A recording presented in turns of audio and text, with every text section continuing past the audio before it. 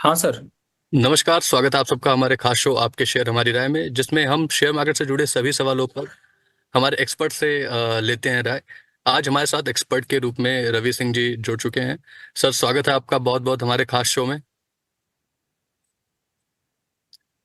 Sir, आप mute पर हैं शायद। जी नमस्कार, धन्यवाद मुझे यहाँ पर बुलाने के लिए और सॉरी फॉर दिस म्यूट।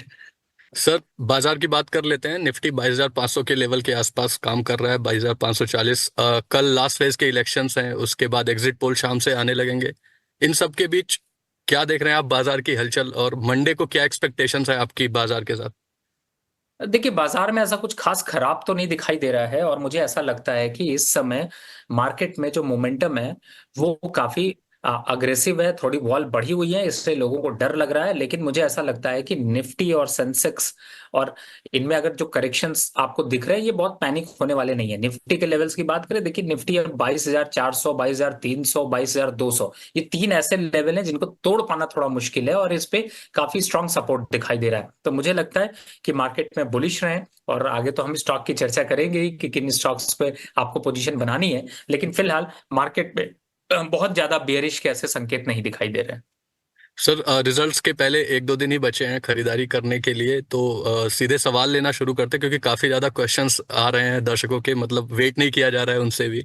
मेरे साथ मेरे को होस्ट अंकित भी जुड़े हुए हैं जो आपसे सवाल पूछेंगे। अंकित, स्वागत है आपका। थैंक सवाल you Satyam. Good afternoon sir. Sir good आप आफ्टरनून आपको अंकित। सर आप आते हैं तो ऐसा लगता है कि सर जो टेक्निकल साइड के जो लोग हैं ना वो कुछ ज्यादा ही एक्टिव हो जाते हैं उस दिन पर। तो हमारे पास कई सारे क्वेश्चन भी आ चुके हैं, तो शुरुआत करते हैं पहले क्वेश्चन से। पहला क्वेश्चन सर लुइस जी का है। ये पूछ रहे हैं कि sir techno electric and engineering इस कंपनी में निवेश करना चाहता हूँ, आपकी राय चाहिए सर। देखिए, टेक्नो इलेक्ट्रिक और इंजीनियरिंग की अगर इस समय बात करूं तो ये अजीब सा एक समझ में नहीं आता कि लोगों को अचानक से ऐसे स्टॉक्स क्यों नजर आते हैं जिनमें थोड़ा लिक्विडिटी और वॉल्यूम की कमी होती है। हालांकि देखिए, स्टॉक अच्छा है, मैं ये नहीं कहूंगा, लेकिन ये है कि उतना वॉल्यूम नहीं है। तो आप सोच समझ के निवेश करें और अगर निवेश करते भी हैं तो मुझे ऐसा लगता है कि थोड़ा रिवर्सल दिखाई देगा। और अप साइड में यहां से मोमेंटम देखते हैं तो मुझे लगता है कि एक बार 2 से 2.5% तक का एक अपवर्ड मोमेंटम देखने को मिल सकता है। जी सर, अगला सवाल भी लुई जी का ही है। ये किर्लोस्कर ब्रदर्स पर भी आपकी राय जानना चाहते हैं। इनके पास 25 क्वांटिटी है, इनकी बाइंग प्राइस है 1765 रुपए। देखिए, अभी इस समय किर्लोस्कर में एक अपवर्ड ट्रेंड यहाँ पर देखने को मिल रहा है और मुझे ऐसा लगता है कि थोड़ा सा अगर प्रॉफिट बुकिंग आती है तो घबराने की जरूरत नहीं है। जहां तक अपसाइड लेवल्स की बात करें तो वापस से आपको 2000 के लेवल दिखाई देंगे, लेकिन थोड़ा समय लगेगा। जी जी सर, अगला सवाल दीपक जी का है। ये एनएमडीसी लिमिटेड और एनएलसी पर आपका व्यू चाहते हैं सर। देखिए, एनएमडीसी तो मैंने अभी इलेक्शन पिक पे अभी शामिल किया है और कहा है कि आप एनएमडीसी को करंट लेवल सामने दिख रहा है, बाय कर लीजिए, मौका मत छोड़िए। अपसाइड टारगेट 270 का है और लोअर साइड पे स्टॉप लॉस 250 का लेकर चलिए। बढ़िया स्टॉक है, इलेक्शन पिक में आपको याद रखेंगे और जागरण के प्लेटफॉर्म को भी लोग ध्यान रखेंगे। बिल्कुल। जी सर। सर, अगला सवाल मोहित जी का है। ये आरआर केबल पर 5 साल के लिए आपका व्यू जानना चाहते हैं। ऐसा समझ वैसे नहीं आ रहा मुझे कि आरआर केबल पे अचानक से क्वेश्चन क्यों बढ़ रहे हैं, क्योंकि मैं अलग अलग प्लेटफॉर्म पे जा रहा था, वहां पे भी लोगों के क्वेश्चन है और मेरा एक ही टारगेट है कि स्टॉक अच्छा है, 16-17% अपसाइड मूव मिल सकता है। तो प्लीज यहाँ पर आप लोग कंटिन्यू करें। जी सर।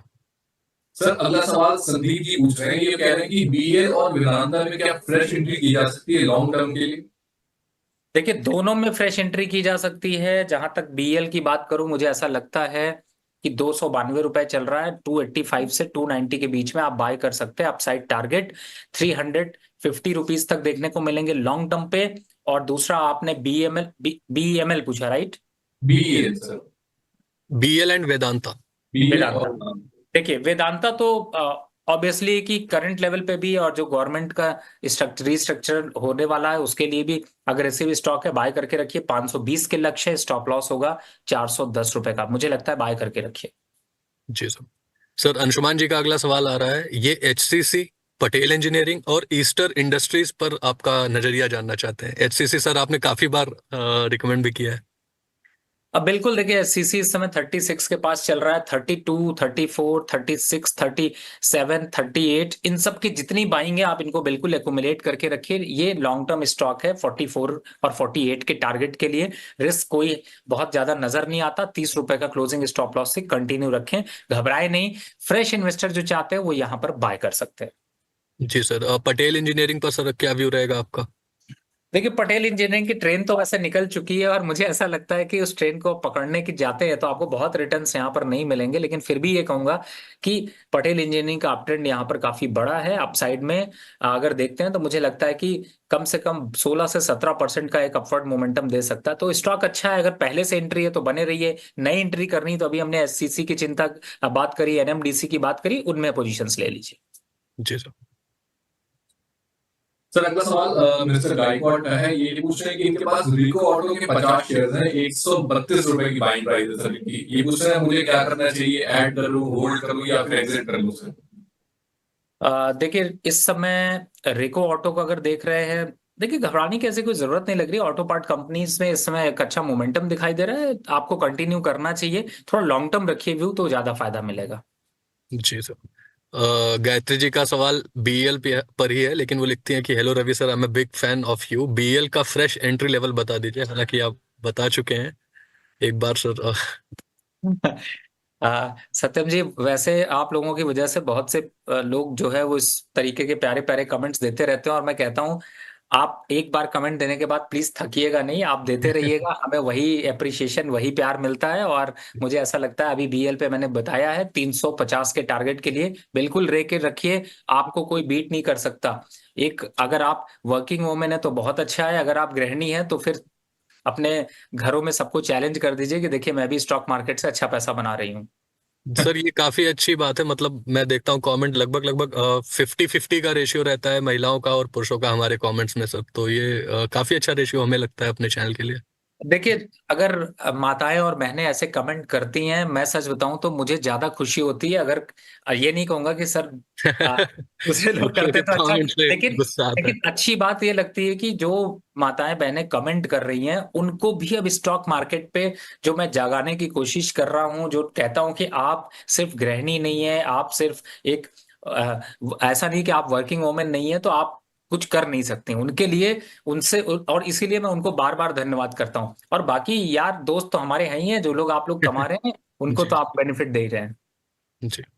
चलिए सर अगला सवाल गायत्री जी के बाद अब श्वेता जी का अगला सवाल है सर। ये टाटा मोटर्स और टाटा स्टील पर आपका व्यू चाहती हैं। ये पूछें क्या इस लेवल पर बाइंग की जा सकती है? देखिए, टाटा मोटर पे मुझे ऐसा लगता है कि इस समय आपको थोड़ा रुकना चाहिए। टाटा स्टील को भी आप करंट लेवल पे बाय कर सकते हैं। अपसाइड टारगेट देखते हैं तो मुझे लगता है कि यहाँ से 8 से 10% तक अपसाइड मूव यहाँ पे बनता हुआ नजर आएगा। जी सर। सर अगला सवाल दिलीप जी का है। ये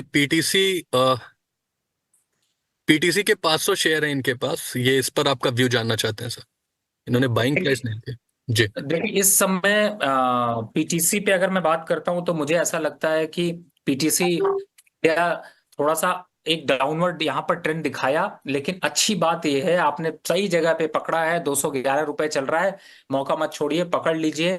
अपसाइड टारगेट हम खींच के ले जाएंगे, जहां तक दिखाई दे रहा है 235 के आसपास आएगा तब प्रॉफिट बुक करेंगे। रिस्क रिवॉर्ड रेशियो बहुत बेहतर है, फ्रेश बाय कॉल यहाँ पर किया जा सकता है। जी सर अगला सवाल पंकज जी का है। ये पूछ रहे हैं रवि सर, हिंदुस्तान जिंक में क्या फ्रेश एंट्री की जा सकती है इन लेवल पर?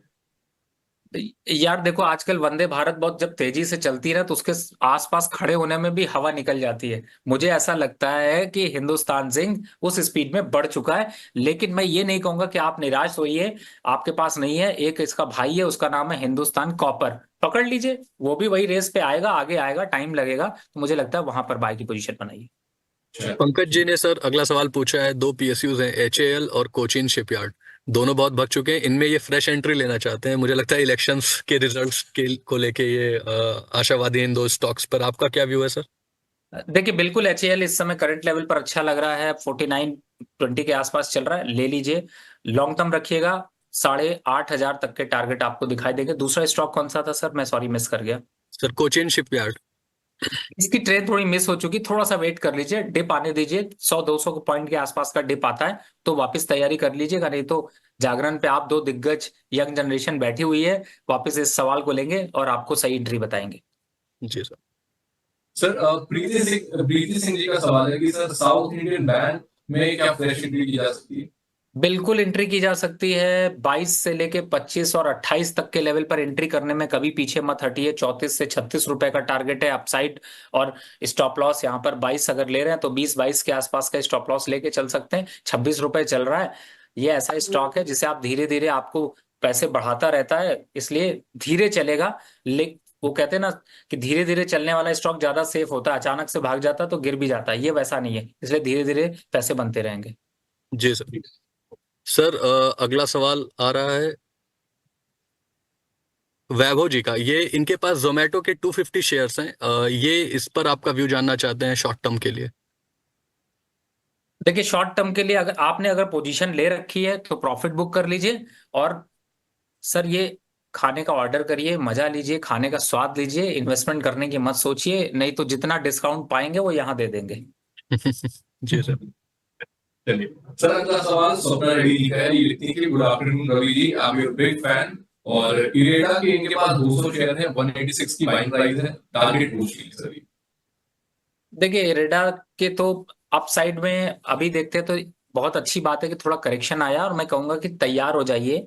180 से 160 के बीच में आप अपनी पोजीशन को बिल्कुल एकुमुलेट करिए, टारगेट 240 रुपए का है, तो कहीं भी खरीदा है इसके बीच में, एवरेज करने के लिए लेवल बता दिए। 150 के नीचे स्टॉक जाता हुआ नजर नहीं आता, 240 250 के आसपास के लक्ष्य आने वाले समय में देखने को मिले। जी सर। सर अगला सवाल शशि जी का है। ये लिखते हैं कि रवि रवि सर को मेरा नमस्कार। KIOCL के 36 शेयर्स हैं, 457 इनकी बाइंग प्राइस है, क्या मुझे होल्ड करना चाहिए या इस पोजीशन से एग्जिट ले लूं? आई थिंक इन्हें बिल्कुल, 20-25 रुपए का लॉस हो रहा है अभी सर। अरे एग्जिट नहीं करना, 20-25 रुपए ऊपर बेचेंगे। और इसके दो मित्र हैं, एक का नाम है कोल इंडिया और एक का नाम है मोइल, MOIL।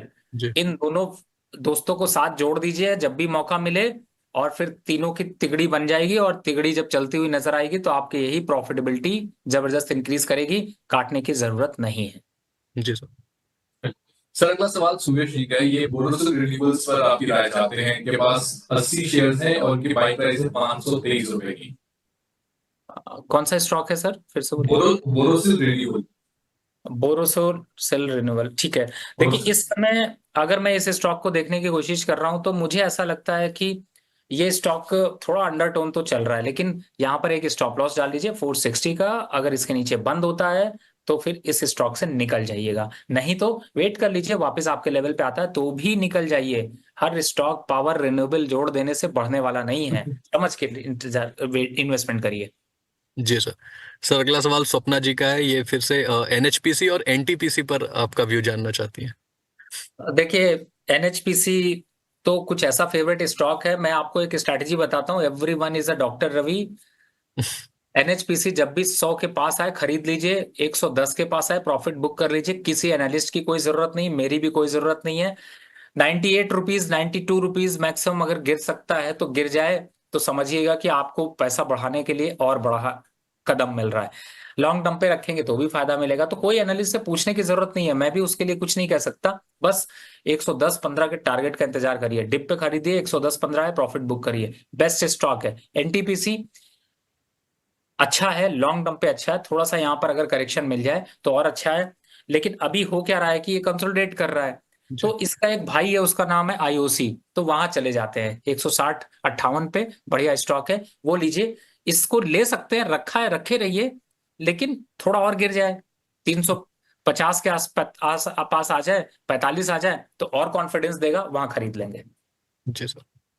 सर अगला सवाल प्रीति सिंह जी का ही है, और ये पूछ रही है कि सर मार्केट इतना वोलेटाइल है, ऐसे में सर अपने पोर्टफोलियो को कैसे हेज किया जाए सर, और आई थिंक आप वो परफेक्ट इंसान है जो आप इनको सही राय दे सकते हैं सर। देखिए दो चीजें हैं, पोर्टफोलियो को अगर हेज करना है तो पूरे पोर्टफोलियो की वैल्यू निकाल लीजिए। सपोज करिए कि आपके 10 लाख रुपए का टोटल इन्वेस्टमेंट है, और वो स्टॉक्स आपके निफ्टी के 500 या 200 स्टॉक्स में आते हैं, तो यहां पर जा करके 1000 रुपए 1,500 रुपए ऊपर वाली जाकर के, यहां पर अगर 10 लाख का पोर्टफोलियो है तो एक पुट बाय कर लीजिए, 1,000 रुपए ऊपर नीचे की और ऊपर की कॉल। उससे क्या होगा कि आपका पोर्टफोलियो वैसे ही हेज हो जाएगा। लेकिन अगर आपके स्टॉक्स इन सेक्टर से हैं जिसमें पावर है, एफएमसीजी है, ऑटो है, बैंक्स हैं, तो परेशान होने की जरूरत नहीं है। और हेज भी करने के लिए डिप आएगा तो परेशान मत होइएगा, वो डिप ज्यादा दिन टिकने वाला नहीं है। हाँ, अगली स्ट्रैटेजी के लिए भी, ये भी मैं नहीं कहूंगा कि आप बचिए, अगली स्ट्रैटेजी ये है कि बजट के बाद आपको जरूर पोर्टफोलियो रिव्यू करना है, प्रॉफिट बुक करना है, पहला। दूसरा, अगर आप इस समय स्ट्रैटेजी में हैं और आपके पोर्टफोलियो में प्रॉफिट आ रहा है तो 25% प्रॉफिट लॉक करना जरूरी है। अगर 1 लाख रुपए का पोर्टफोलियो आज खड़ा है और आप प्रॉफिट में हैं तो 25,000 रुपए उससे बाहर निकाल लीजिए। 25,000 मतलब पैसा बाहर निकाल लीजिए, प्रॉफिट जो भी आ रहा हो। क्यों मैं कह रहा हूं? अब इसमें गलती ये मत करिएगा, आपके पास 10 स्टॉक थे, 10 स्टॉक में 5 स्टॉक प्रॉफिट दे रहे हैं, 5 स्टॉक लॉस दे रहे हैं, तो आपको जो काटना है ना वो पूरे के पूरे स्टॉक्स से प्रॉफिट एग्जिट करना है या लॉस एग्जिट करना है। क्योंकि आपको 25,000 का फंड बाहर इक्वली डिस्ट्रीब्यूट करके करना है। ऐसा मत करिएगा प्रॉफिट वाले से निकाल लिया, लॉस वाले को छोड़ दिया, लॉस वाला और बड़ा कर देगा। तो इस तरीके की स्ट्रैटेजी नहीं रखनी। तो मैंने 2-3 जो स्ट्रैटेजीज बताई हैं, मुझे ऐसा लगता है अंकित ये इन लोगों को हेल्प करेगी, और आप लोग भी अपने दोस्तों के साथ जरूर शेयर करें। सर आज आपके काफी ज्यादा फैंस आ रहे हैं। अगला एक कमेंट प्रीत जी का भी आया, ये भी लिखते हैं, hello Ravi sir, I am a big fan of you. Zomato पर आपने पहले ही बता दिया, ओएनजीसी पर ये आपका व्यू जानना चाहती है सर। बिल्कुल बाय करिए ओएनजीसी, बहुत अच्छा स्टॉक है। थोड़ा बहुत करेक्शन अगर मिल भी जाता है तो छोड़िएगा नहीं। अपसाइड टारगेट अगर ओएनजीसी के हिसाब से देखते हैं तो मुझे ऐसा लगता है कि यहां से एक बार को जो करेक्शन आया है वो बहुत अच्छे फेवर में है। 276, 280 और 290 ये रेंज तक आपको लेवल्स वापस दिखाई देंगे, बाय करिए। जी सर। सर अगला सवाल भास्कर जी का है, ये लिखते हैं कि मैं आरबीएल के स्टॉक के बारे में जानना चाहता हूँ। मैंने 315 रुपए पर 100 शेयर खरीदे थे, सर अब क्या करना चाहिए? और साथ ही ये पूछ रहे हैं सर कि आईआरएफसी में एंट्री लेवल क्या होने चाहिए? देखिए आरबीएनएल 355-50 के आसपास आता है, दोबारा एंट्री कर लीजिए और खरीद लीजिए। अपसाइड टारगेट 400 रुपए का है। दूसरे स्टॉक आपने रेलवे का बोला, आईआरएफसी। देखिए आईआरएफसी तो पहुंच से बाहर होता जाता है, लेकिन फिर भी 165-60 के आसपास आता है, फिर लीजिए। 200 के आसपास आता है, प्रॉफिट बुक करिए। इस टाइप से चल रहा है। अब लॉन्ग टर्म इन्वेस्टर है तो जब भी डिप आए बाय करके रखते जाइए, ये सब स्टॉक निकालने के लिए नहीं है। जी सर। शौमिक जी का अगला सवाल आ रहा है, ये लिखते हैं कि आज मैंने पीएफसी के 50 शेयर लिए हैं और आरईसीएल के 50 शेयर लिए हैं, इस पे आपका व्यू क्या है? डिसीजन लेने के बाद सर ये आपकी एडवाइस ले रहे हैं। नहीं नहीं, देखिए चिंता हो जाती है। आरईसी इस समय चल रहा है 534 रुपए, अच्छी जगह लिया है, कोई परेशानी नहीं है। 570-80 रुपए आ जाएगा। थोड़ा डिप आता है 510 505 के लेवल आते तो घबराइएगा नहीं, कंटिन्यू करिएगा। दूसरा, पीएफसी की बात कर लें, बहुत सही है, बॉटम आउट हो रहा है स्टॉक, छोड़िएगा नहीं, पकड़ के रखिए। अप साइड पे वापस 530 540 लेवल आएंगे, बुक करेंगे। 465 का स्टॉप लॉस। जी sir. Sir SS Pandey ji पूछ रहे हैं, देवयानी इंटरनेशनल के 200 शेयर लिए थे 190 के भाव पर, अब आगे के लिए क्या टारगेट होना चाहिए?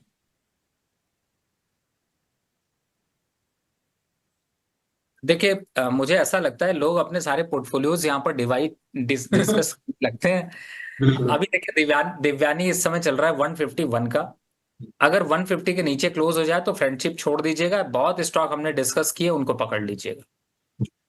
सर आज के दिन के लिए कुछ स्पेशल ट्रेड, क्योंकि मंडे को एग्जिट पोल से मार्केट अफेक्ट होगा, तो आज ही पोजीशन बनाने का आपको कौन सा ऐसा अच्छा स्टॉक दिख रहा है जिसमें इलेक्शन को ये मद्देनजर पोजीशन बनाई जा सकती है? देखो आज का दिन ऐसा है कि जिस दिन मैंने बहुत से बास्केट देखी, लेकिन मैंने आज एक फॉर्मूला आज अप्लाई किया, उसी फॉर्मूले को डिजाइन करता हूँ, डिराइव करता हूँ। आज मैंने क्या किया, हर एक सेक्टर से एक एक स्टॉक चूज किया है बाय करने के लिए। आगे देखेंगे क्या होगा। तो पहला सेक्टर लेते हैं बैंक से मैंने लिया है PSB, Punjab and Sind bank. इसके साथ एक एडिशनल भी स्टॉक इसलिए दे रहा हूं कि मर्जी है, आप उसको भी ले सकते हैं। तो पीएसबी को आप करंट लेवल पे बाय कर सकते हैं। अभी बाय के हिसाब से जो भी मैं स्टॉक बता रहा हूं उनके 5% टारगेट और 1.5% 2% का स्टॉप लॉस है, इसलिए मैं स्टॉक के नाम ले रहा हूं। ये मेरा ये क्लियर है, आप लोग विजन रखिएगा। जी पीएसबी करंट लेवल पे बाय कर सकते हैं, बैंक ऑफ बड़ौदा बाय कर सकते हैं। बैंकिंग के दो काउंटर हो गए।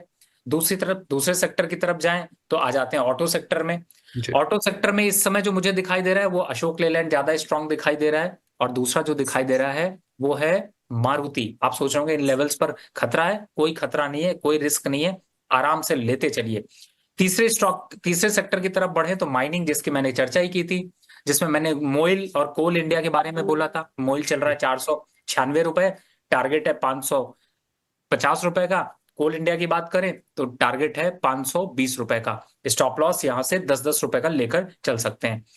अगर अगले सेक्टर की तरफ जाते हैं तो बैंक के साथ में एक फ्रेंड है उनका जिसका नाम है एनबीएफसी, उसकी तरफ आ जाते हैं। और एनबीएफसी में 2-3 स्टॉक्स अच्छे लग रहे हैं, लेकिन उनमें आजकल जो एक चर्चा में है जिसका बड़ा प्यार दिखाई दे रहा है, फंडामेंटल तो दमदार है ही है और लोगों को सरप्राइज किया है, वो है यूग्रो कैपिटल। इस समय भी यूग्रो कैपिटल चल रहा है 283 रुपए के पास, बड़ा बढ़िया सपोर्ट के साथ, फंडामेंटल स्ट्रांग नंबर, मैनेजमेंट का कंप्लीट व्यू, फंड कलेक्शन, तो फंडामेंटल नंबर अच्छा है तो अच्छा है। तो ये कितना जाएगा? 330 रुपए, तो इसको ले लीजिए। स्टॉप लॉस यहां पर 255 रुपए का। दूसरा ही एक स्टॉक इसी का अगर आप देखते हैं तो मुझे लगता है कि इक्विटास थोड़ा अंडर मिल रहा है, तो आप 92 रुपीज के पास इक्विटास को भी ले सकते हैं, अपसाइड टारगेट 100 रुपए का। तो एनबीएफसी से ये दो स्टॉक्स हो गए। अब आ जाते हैं एक जो सेक्टर है जो है डिफेंस, जिसकी आपने चर्चा करी थी और इसको लोग ज्यादा पसंद करते हैं, उसमें आता हूं तो मुझे बीएल यहां पर अच्छा लग रहा है 320 रुपए के लक्ष्य के लिए। और दूसरा स्टॉक अभी हमने चर्चा ही की थी, एचएएल, जिसको कि आप ले सकते हैं। तो मेरे ये स्टॉक्स हैं जिनको कि आप कंटिन्यू कर सकते हैं। जी सर, काफी सारे शेयर सजेस्ट कर दिए आपने। मुझे लगता है दर्शकों को काफी पोजीशंस मिल जाएंगी आज। जी अंकित। सर रवि सर, आपकी जो फॉलोअर्स हैं में बहुत बड़ी तादाद सर ऑप्शन ट्रेडर्स की भी है सर, तो इलेक्शंस के रिजल्ट्स आएंगे 4 जून को सर, उनके लिए भी कोई स्ट्रैटेजी बता दीजिए फिर। जिन भी स्टॉक्स को मैंने बताया है और जिनके फ्यूचर है ना, बिलीव करिएगा उनकी आउट ऑफ द मनी की पुट सेल करिएगा। अगर सेल साइड से चल रहे हैं बहुत बढ़िया है, स्टॉक बाय है, नीचे की पुट भी सेल कर सकते हैं, इन स्टॉक्स में बढ़िया मोमेंटम मिलेगा। अब आ जाते हैं एक हेज स्ट्रेटजी कैलेंडर की, बता देते हैं। कैलेंडर में आपको करना क्या है, वापस लगा लीजिए 23,500 की पुट, 23,500 के पुट, 1000 पॉइंट ऊपर 6 जून की करंट लेवल पर बेच दीजिए। और उसी के अगेंस्ट में सेम 23,500 की पुट, कौन सी? 27 जून की। फिर से मैं रिपीट कर दूं, 6 जून की बेचनी है, 27 जून की खरीदनी है। कॉमन पॉइंट क्या है? 23,500 की पुट। कितना इन्वेस्टमेंट लग जाएगा? लग जाएगा इन्वेस्टमेंट 14,000 रुपए का। प्रॉफिट कितना आ जाएगा? मैक्सिमम प्रॉफिट 8,500 रुपए का। मैक्सिमम लॉस कितना हो सकता है? 1,700 रुपए। है ना बढ़िया स्ट्रेटजी? कैलेंडर पे करिए, मार्केट कहीं भी जाए क्या फर्क पड़ने वाला, बढ़िया पैसे कमाइए। बिल्कुल सर, 4 जून के लिए तो ये बढ़िया स्ट्रैटेजी होगी आपके फॉलोअर्स के लिए, और 4 जून को आई थिंक वो सभी पैसे बनाने वाले हैं। जी सवाल लेते हैं। रिंकू जी का सवाल आ रहा है, ये लिखते हैं कि सर मेरे पास जी एंटरटेनमेंट के 150 शेयर्स हैं, 165 रुपए की प्राइस पर इन्होंने खरीदा है। अब ये क्या करना चाहिए, ये पूछना चाह रहे हैं सर। ये आज का अंतिम सवाल ले लेते हैं क्योंकि थोड़े आगे शेड्यूल्स हैं। जी और मुझे ऐसा लगता है कि जी एंटरटेनमेंट में कुछ जी एंटरटेनमेंट के लिए बचा नहीं है, एग्जिट कर लीजिए। बहुत से स्टॉक अभी डिस्कस किया, एनएचपीसी उसके सामने बेस्ट स्टॉक है, वो ले लीजिए। वैसे भी जी का कितना भरोसा है, अभी तो भरोसा खत्म होता जा रहा है। जी सर, सवाल खत्म कर, बहुत सारे सवाल आ रहे हैं, क्वेश्चंस आ रहे हैं सॉरी, लेकिन जैसे कि टाइम की लिमिटेशंस है आपके पास सर। मार्केट को आप नेक्स्ट वीक के लिए क्या देख रहे हैं, कैसे देख रहे हैं? एक बार जरा हम दर्शकों को एक व्यू दे देते तो ज्यादा अच्छा रहता क्या, ताकि उन्हें एक एक्सपर्ट एडवाइस मिल जाए कि क्या मार्केट कैसे रिएक्ट कर सकती है मंडे को। देखो 23,000 के लेवल आएंगे, 22,500 चल रहा है, गिरने के लिए कुछ है नहीं, इसलिए बाय साइड से चलो। अब दूसरा आपको ऑप्शन में भी बताया, आउट ऑफ द मनी की कॉल और पुट दोनों बाय करके चलना, लेकिन सिर्फ इलेक्शन वाले दिन के लिए एक दिन पहले से बाय करोगे तो ज्यादा अच्छा होगा, टाइम वैल्यू से भी बचोगे। अगर रिस्क लगने लगे तो उसके अगले कैलेंडर वाले वही सेल कर लेना, जिससे कि आप हेज हो जाओगे और बच जाएगा। तो मुझे ऐसा लगता है 23,000 का और 23,500 के टारगेट जरूर छुएंगे। Thank you so much Ravi sir, आज आपने अपने बिजी शेड्यूल से हमारे लिए थोड़ा सा समय निकाला। Thank you so much. दर्शक आपको बहुत ज्यादा पसंद करते हैं और बेसब्री से आपका इंतजार करते रहते हैं कि आप हमारे शो पर आए। जी धन्यवाद मुझे यहाँ बुलाने के लिए। जी सर, साथ ही हम दर्शकों को बता दें कि जिन दर्शकों के क्वेश्चंस हम आज नहीं ले पाए हैं, आप भेजते रहिए, हम